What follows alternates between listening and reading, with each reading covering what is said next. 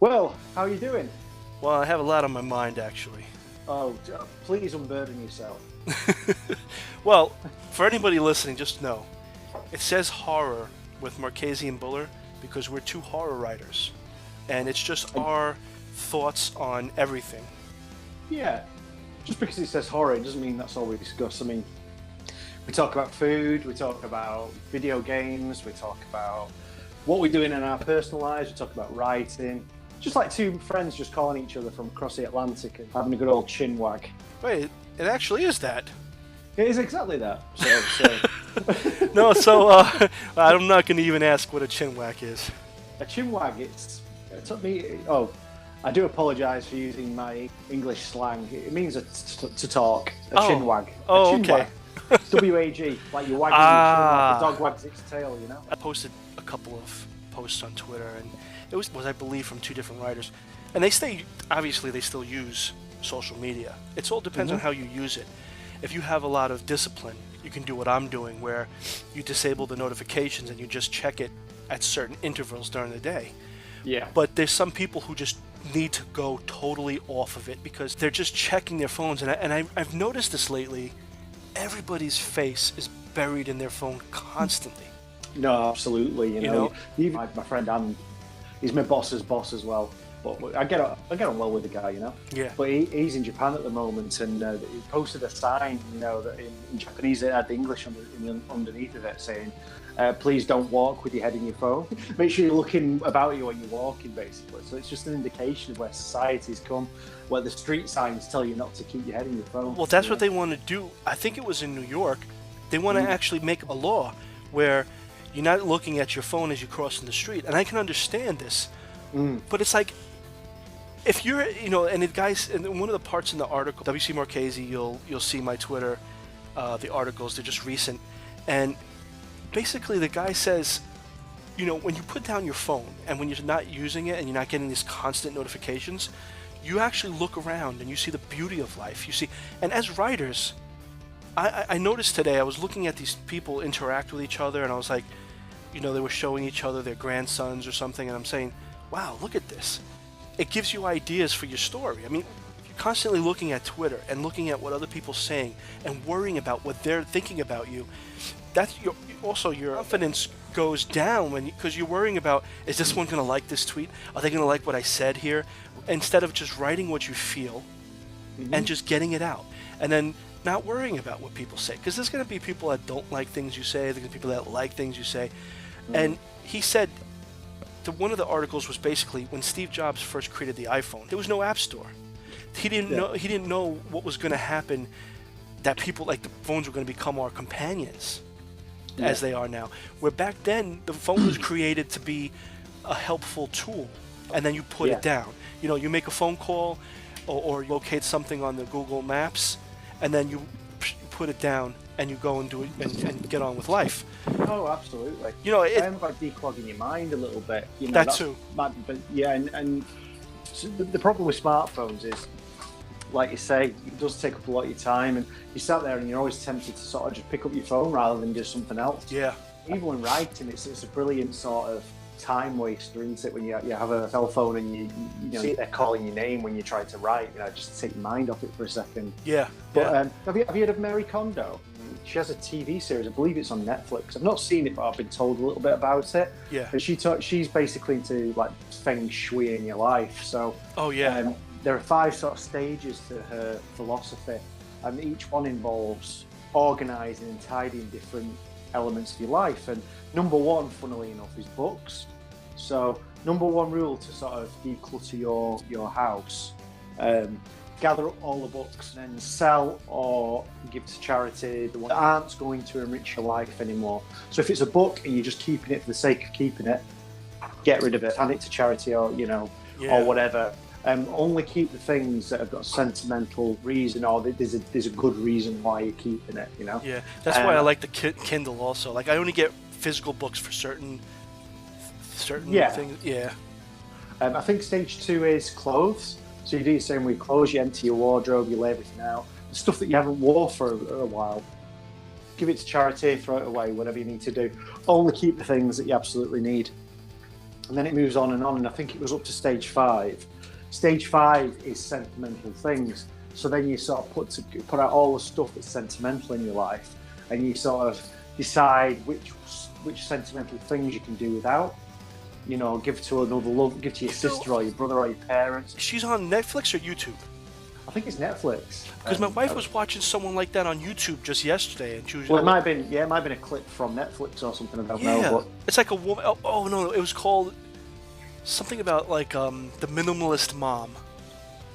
And she. Right. And she was talking the same thing about like getting rid of things that are sentimental that you've never seen in 15 years, and they put no value to your life. You just Yeah, that's it. That's the hardest part. That's like the higher stage of things. You know, getting rid of sentimental stuff's really difficult. Yeah.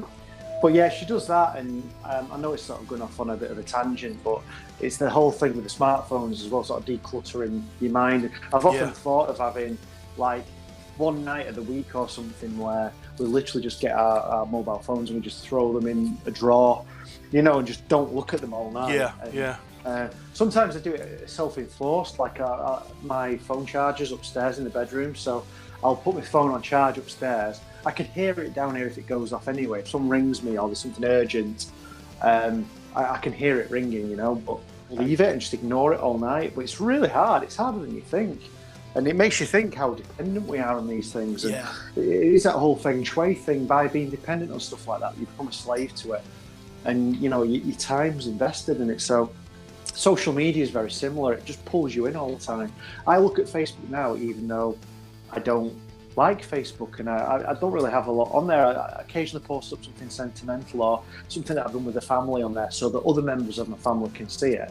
But that's about it, really. I don't use it half as much as I used to. It's mostly Twitter, but even Twitter, you know, it's very rare that there's something on there that's relevant. You know, often it's a Follow Friday or something, or whatever, Follow Friday, or it's some like article that has nothing to do with anything.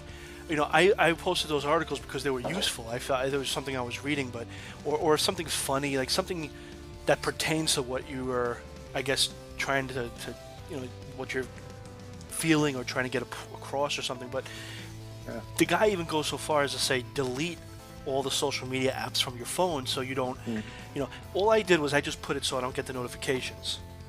I mean, I'd find that hard. You know, it's weird. That's not a good thing in my mind. You know, it's like almost is that a dependency thing? You know, you need to see that people have commented on stuff. But I think that I'm seriously thinking of saying to Lisa, who's my other half, look, one day a week we'll just put our phones away and we will not use them unless we absolutely, you know, unless someone calls us on them or something. You know, we're too dependent on it. It affects your life in other ways. Like, for example, I'll be sitting watching something on the television that interests me, and Lisa won't be particularly interested in it. She'll be flicking through like Amazon or eBay or looking at stuff to buy, you know, and it's like you then buy that stuff and we're just wasting money we haven't got. If you didn't have your phone on you wouldn't even be thinking about buying these things. Yeah. And it's the same the other way around. If I'm bored, I'll be looking on eBay or Amazon or, you know, whatever. I think if we start just putting it away, and maybe we have like a Friday night or something where on a Friday we do not use our phones, you know, just put it away, forget about it. Maybe that's a good thing, you know. That's the thing, and then you're constantly checking Twitter to see, you know, who said what. I mean, I'd say put down the phones, check out life. There's a whole lot of stuff out there. There is. I mean, social media only gets you in trouble anyway. You know, that too. There's so many people out there with different opinions. You can't win. You just cannot win on social media. No, you can't. No. You know, whatever you say, there's going to be someone else with an equal and opposite opinion to you, no matter how extreme, and people can sort of make things seem like something they're not. You need to make your own decisions. It's really hard to judge someone based on 250 characters or whatever it is. You know, it's weird.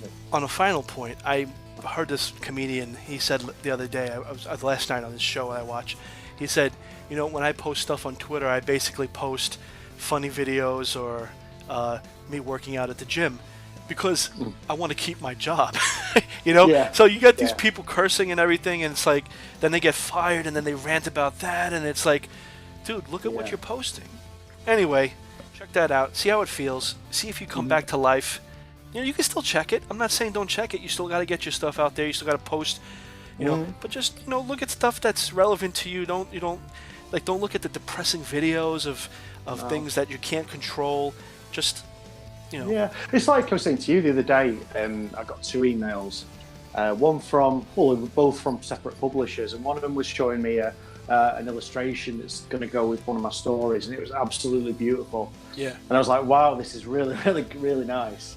And it really gave me a bit of boost. And then within an hour, another publisher sent me proof of an anthology I'm going to be in December or something. You know, it's winter 2019.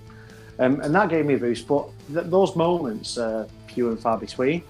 It's not going to be often that that's going to happen. Yeah, yeah. And plus, there'll be bad times. There'll be times when people say, look, we're rejecting this for blah, blah, blah. But that stuff you have to deal with. But the Twitter, that's unnecessary, you know, rejection. And it's a fake kind of... Yeah. And I was saying to you as well about, you know, it's difficult, you know, to present yourself on social media. But at the same time, you can't... I don't think you're being true to yourself if you're being fake on social media.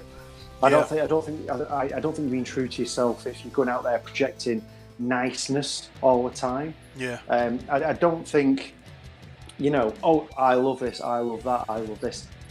No one's going to believe you. Yeah. People are going to think you, even if you are that way, people are going to think you're just being disingenuous. I think constructive criticism makes the world go round, as long as it is constructive. And, you know, the haters going to hate and all that stuff, you know, that's the opposite side of the spectrum. But I think you've got to be seen to be honest, and if you don't like something, you don't like something. Just say you don't like something. Yeah, yeah. Projecting love and peace and all that stuff all the time. Yeah. It's just as disingenuous as being horrible all the time. Yeah. So on that note, oh, we're going to take off, and because we have to go experience life. And we're going to leave you with this, and we'll be back. Yeah, I genuinely have to go off soon because I need to stick my finger up. I was waiting for it. Jesus Christ. I was waiting for that. I was like, can I press the stop button? Like, that should be my catchphrase from now on. Oh, see you next time, everybody.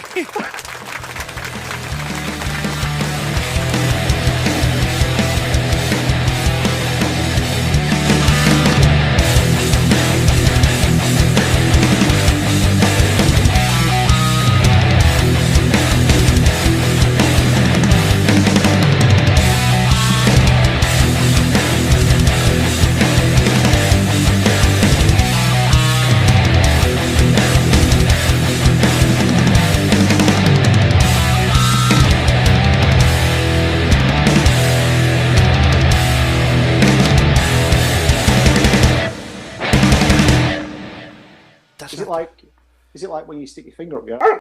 Basically.